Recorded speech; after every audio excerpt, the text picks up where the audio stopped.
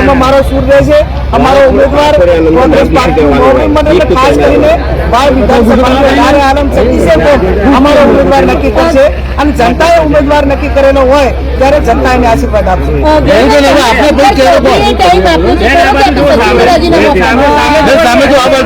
એમની જોડે મારો કોઈ સીધો સંપર્ક થયો નથી.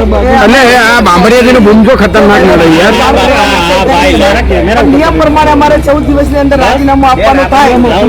ગુજરાત પ્રદેશ કોંગ્રેસ સમિતિમાં એમપી તરીકેનું સન્માન પણ છે અને કાર્યકરોને ડબલ વખત ના આવવું પડે એટલા માટે કરીને આજનો દિવસ અને અહીંયા રાજીનામું આપી અને પછી પ્રદેશ સમિતિ સમગ્ર ગુજરાતના મતદારોનો આભાર માનશું. સમગ્ર ગુજરાતમાં કોંગ્રેસ પાર્ટીને સારા એવા વોટ એ ગુજરાતની જનતાએ આપ્યા. અમારા ઉમેદવારો લડાઈ રીતે લડ્યા.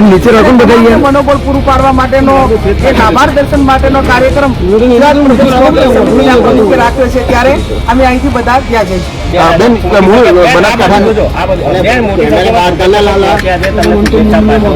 ચેતનભાઈ તમારું ભૂમિયાર આવું ઉપર કોણ ઘણું રાજીનામા આપે ત્યારે જેને મત આપ્યા હોય એનો ક્યાંક વિશ્વાસ ઉઠો હતો, ક્યાંક નારાજગી આવતી હતી. પણ આ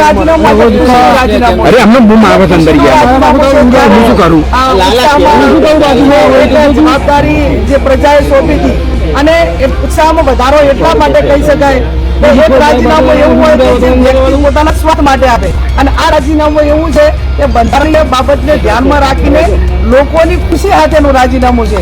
એટલે પ્રજાએ મને પોતાને બધે વખત ધારાસભ્ય તરીકે મેન્ડેટ આપ્યો.